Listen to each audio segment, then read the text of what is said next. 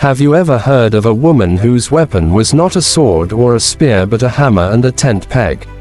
This is not the story of a soldier, nor a prophet, nor even a queen. This is the story of Jael, a nomadic woman living in the shadows of Israel's war, who changed the course of history with one brutal, unflinching strike.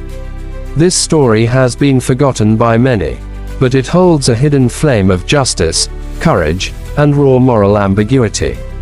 In the quiet wilderness, far from the thrones and temples, a deadly act would echo for generations. The people of Israel were under oppression again, this time by King Jabin of Canaan, who ruled from a stronghold in Hazor. His general, Sisera, was feared across the land. With 900 iron chariots and a ruthless army, he had crushed Israel's spirit for 20 years. No one could stand against him. The roads were empty, trade stopped, farmers abandoned their lands, the people hid in mountains and caves. But in the hill country of Ephraim, a woman named Deborah arose. A prophetess, a judge, the only female judge Israel would ever know.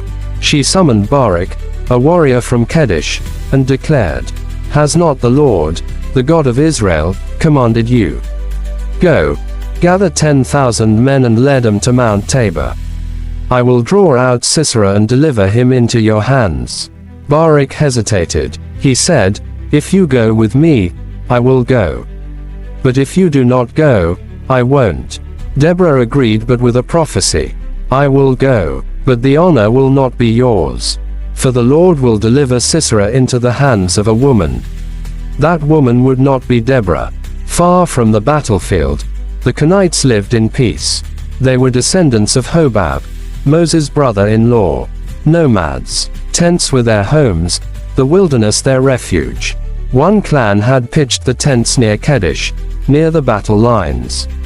And in one of those tents lived Jael, the wife of Heber the Canaanite. Jael was no warrior. She was a homemaker, a wife, and a keeper of the tent, a critical role in nomadic life.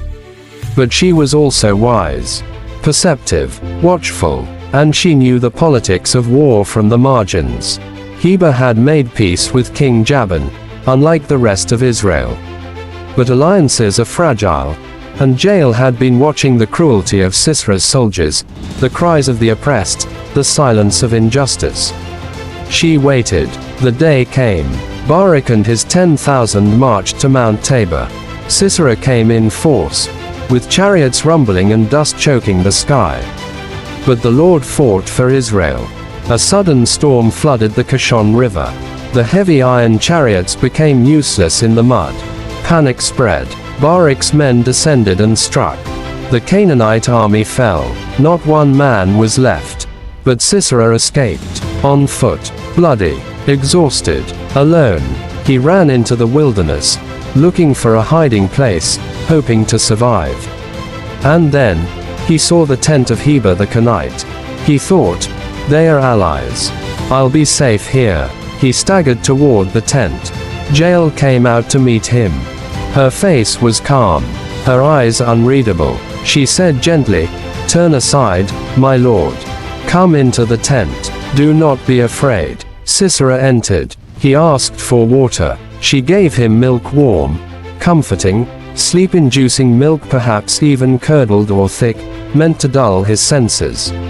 She covered him with a blanket, like a mother tucking in a child. He whispered, "Stand at the door. If anyone comes, say I'm not here."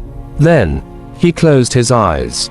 Jael waited, still, silent. Her heart was steady, her purpose clear. She reached for a tent peg, a long, iron spike, and a hammer. She approached slowly. Each breath was a countdown. Then, in one swift motion, she drove the peg through Sisera's skull, pinning him to the ground. He never woke up. Moments later, Barak arrived. He was still chasing the enemy general. Jael stepped out. She said calmly, "Come. I will show you the man you seek." Inside lay the body of Sisera, lifeless, the commander who had terrorized Israel for decades, now silenced by a woman with no sword, no rank, only resolve. News spread quickly, and with Sisera dead, King Jabin's power crumbled. Israel breathed again. Deborah and Barak sang a song of victory, and in it, Jael was praised above all women. Most blessed among women is Jael, the wife of Heber the Canaanite. She struck Sisera, she crushed his head, at her feet he sank, he fell. But her story leaves haunting questions. Was Jael a hero, a traitor, a vessel of divine justice, or a cold opportunist? She broke hospitality laws, sacred among nomads. She killed a man in her home, as he slept, but she also fulfilled prophecy. She stopped a tyrant, she brought peace. The Bible offers no moral judgment.